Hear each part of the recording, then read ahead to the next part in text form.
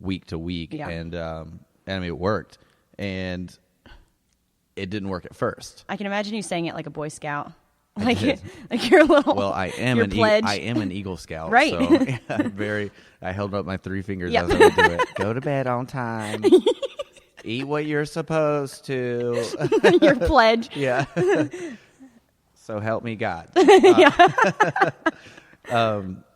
But it yeah, okay, so I set lofty numbers for my goals.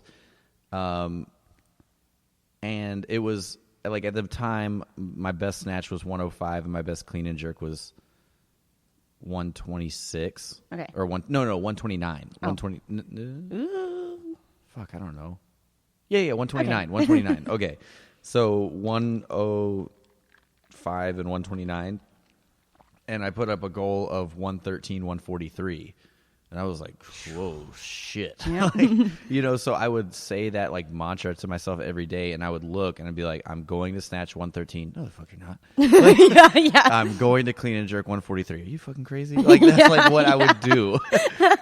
But then I would be like, no, Rob, you are going to snatch one. And I just like would keep doing it. And I did not believe it for like 2 months. Yeah. But then it got to the point where I was like, you know what? I fucking could do that. Mm-hmm. And it's like, nothing really changed as far as my physical ability from like that, like from that time from the time that I was doubting it to the time that I believed I could. Yeah. But I was progressing and I was working hard and I was meeting my process goals. Mm-hmm. And just the fact that I was telling myself every day, these are the numbers you're going to do. Yeah. It became feasible. Mm-hmm. It became something that didn't really seem that crazy anymore. Right.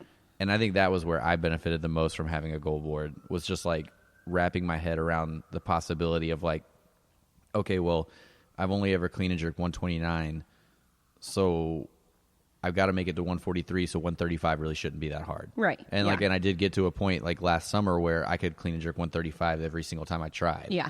And I think a lot of it was just the mentality of being like, this isn't a heavy weight. Stop acting like it is. Like, yeah. It's not a PR. It's a step in the direction of 143. Yep. And I think it's good. I think the purpose of it is probably a little bit different for everyone, but just realizing, I mean, I feel like any weightlifter that's like kind of, I don't want to say an amateur weightlifter, but, starting out, trying to make different goals, that I feel like a lot of the times if you come into the gym and you're having a bad day, a lot of athletes I feel like are like, you know what, I'm just going to wrap it up and, come back tomorrow. Know that I've seen, not to call anyone out, seen different athletes, and I've wanted to do that too, where I'm like, you know what, today's just not my day.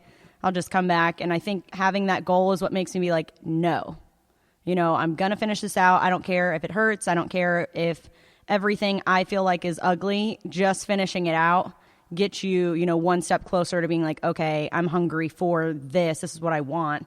Well, yeah, and I think sometimes that also requires just being humble. Yeah. Of like, so say I told you, which I don't know if you've looked at your next week's training yet. No, but of course not.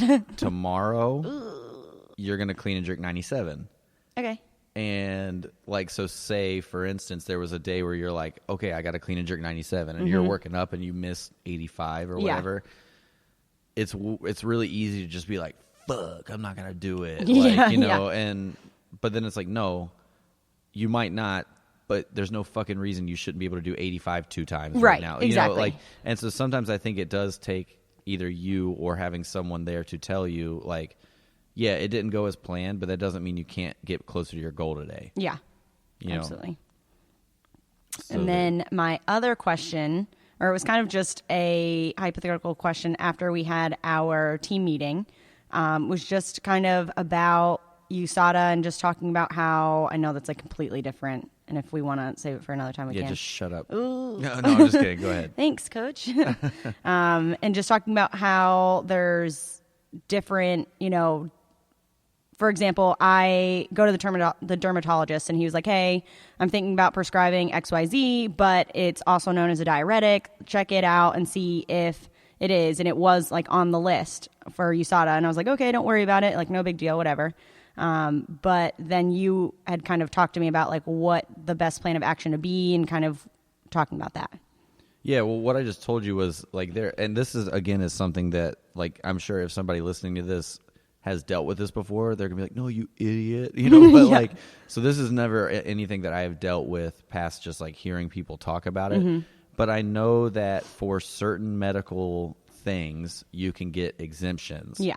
You know, probably for things that aren't necessarily viewed as strictly as performance enhancing drugs or whatever. But because I have heard of people submitting a request for an exemption for a certain chemical or, you know, whatever, and either being approved or not approved. I think the majority of the ones I've heard of are people that were not approved. Right. But so I know that that's a thing. Yeah. And so, you know, I feel like if it's something that your doctor wants you to take, and as opposed to just being like, well, I'll probably take it and just hope I don't get a drug test. Yeah. 'Cause then, like, if you fail a drug test, you're going to get banned. You know, there's like no, like, if you fail a drug test for taking something for your skin that's like, you know, well, no, here, I've got a prescription. I just didn't ask for permission. Yeah. You probably wouldn't get as strict of a ban as someone who was like, oh, no, human growth hormone, testosterone, and pig skin or whatever. You know, I guess it's okay to play football. Again, North Carolina. Yeah. And in pig's feet. But, you know, but I thought it was legal. Yeah. It's not the pig's feet itself, it's the pickling agent. That's in the liquid. That you're not supposed to ingest.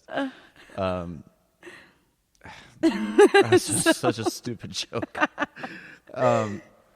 But yeah, so granted, I think your consequence wouldn't be as extreme as someone taking something that's like, oh no, this is a performance enhancing substance and you don't have a prescription for it. Yeah. But you would still have a consequence. Like I've never heard of someone failing a drug test and then being like, oh, well, yeah, okay, never mind. Yeah. You know, like, you know, the drug test is fucking expensive. They're not just gonna like forget about it. Yeah. But yeah, so I mean and again, I said I didn't know who to contact specifically, but I'm sure you could just email USA Weightlifting and say, this is my situation. I am competing at nationals. What should I do? Right. Like, is it possible to get an exemption for this? Or am I not allowed to take it? You know, and I'm sure because of having dealt with USA Weightlifting for all the meets that we've run, every time I've ever emailed or anything, they are so fast about getting back to you. Yeah. And I mean, even talking to them on the phone, I feel like I'm important. You know, I feel like that's awesome. But yeah, I really don't think it would be that hard to just find out. So, you know, if that's something that anybody's facing, I guarantee you, you don't want to find out after you fail a drug test. Right. You know? Right. Like, it's Yeah, really not worth it. Yeah. Yeah. Is that it? Yeah. Anything else? No. Okay. Well, we're both competing in 2 weeks. Woo! I decided to sign up for a meet just because I said, fuck it. And there's a cash prize. Oh, yeah. That's right. I talked about that on the last podcast. Time to go to Chicago. A cash prize. Yeah.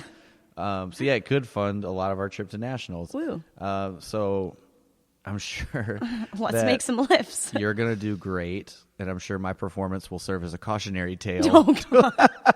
As to, okay, guys, this is why I said don't try to lift more than you know you can.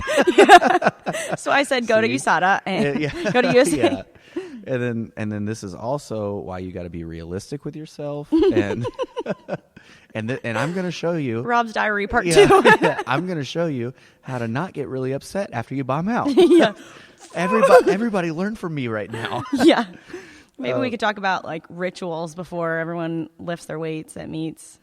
It's funny. Oh yeah, picking a focal point I think is a big thing. Do you do that?